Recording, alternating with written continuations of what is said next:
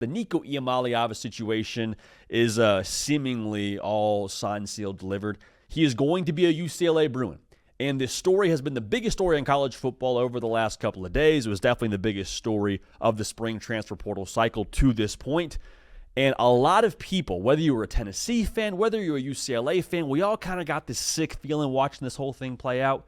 Just felt weird, right? Dude's leaving a school.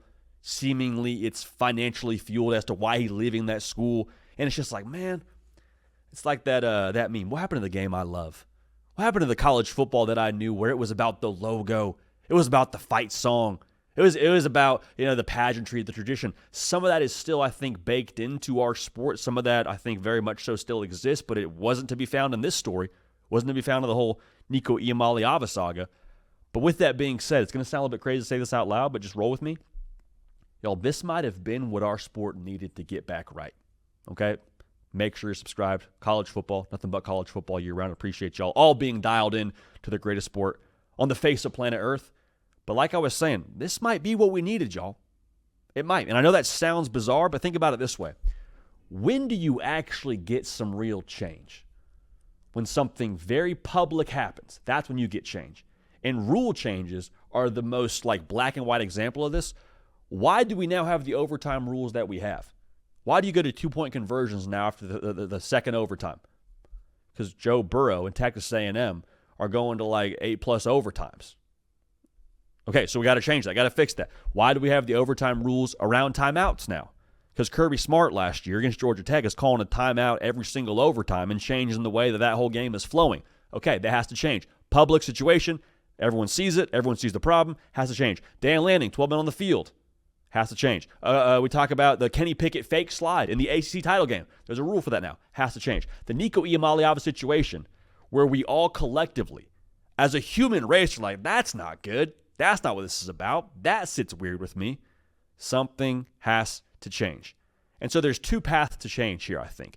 The first would be the most ideal, where we get literal change from a structural perspective. Everyone is shouting this. Need more guidelines, need the NCAA to do something, need someone to step up and put parameters around the world that is NIL. I hear that. I agree with that. Asking the NCAA to do something feels like a bit ambitious, like asking for $1 million on Christmas when, you don't have a $1 million kind of situation you're working with.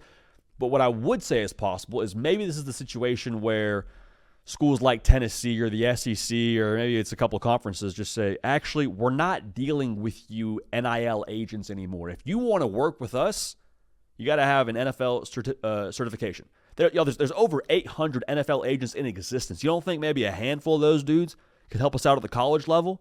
You don't think maybe if the right head coaches, the right ADs reached out to get some of those guys involved to represent some of their guys, we could make something happen here? Just some more good faith. That's one side of this. Maybe we get some more structure when it comes to the people dealing with NIL. That'd be my first choice. What I think is more realistic, though, is players and coaches see how the Nico situation played out with Tennessee, with him now committing to UCLA, and they say, I was going to ask for more money. Not anymore. I don't want to get Nico'd. Maybe that head coach is saying, I was going to have to pay my starting quarterback or my starting receiver, tackle, middle linebacker, whatever. But then I saw Tennessee take a stand, say, no, we're good. That kind of empowered me, gave me some courage. And it's looking like it's going to work out okay for Tennessee here. And for Nico, now I want to be clear on this. It's not like he just had some massive fall down to a Division II school or an FCS school or whatever. Like, he's still playing at a Power 4 institution. He's still playing at UCLA. But I promise you this, it's not the same situation at Tennessee. It's not as good a deal as it was in Tennessee, where you're playing for a playoff team. Like, yeah, you're back closer to home. Yeah, you're in a Big Ten school, but it's definitely a step down in a lot of ways. This is not the same ready-made situation for success that you had at Tennessee previously. And we've openly questioned what Tennessee had on the roster, but hear me very clearly. UCLA is not nearly as good a situation. This is a step down. Big Ten football, that's great, but it's a step down. So back to what I was saying here in terms of change, maybe this is kind of the cautionary tale for players that were feeling a little bit extra courageous with going after the collectives or the powers that be that were handling the money, or the coaching staff, and saying, give me more money or I'll walk. Give me my money or I'm out of here. Coaches now have a blueprint, a precedent set, and say, okay, cool, hit the portal. Go see what you're worth. Awesome, good for you. And not saying that hasn't already been happening behind closed doors, but for it to happen publicly, again, public examples create change. And my hope is now that this Nico system, not an ecosystem, this Nico system, if you will, gets a little bit more balance. I am all for player empowerment. I'm pro player as pro player gets. I'm all for players having leverage. But when all of the leverage is with the players, it leaves room for bad situations to arise, like this one. So I'm hoping now that this situation maybe creates some more optical leverage for the coaching staff and those powers that be. There's a lot here to unpack. But when we talk about the future of college football, maybe, just maybe, this situation course corrects us a little bit, gets us back headed in the right trajectory, and in a perfect world would create some more structure. So we'll see what happens here.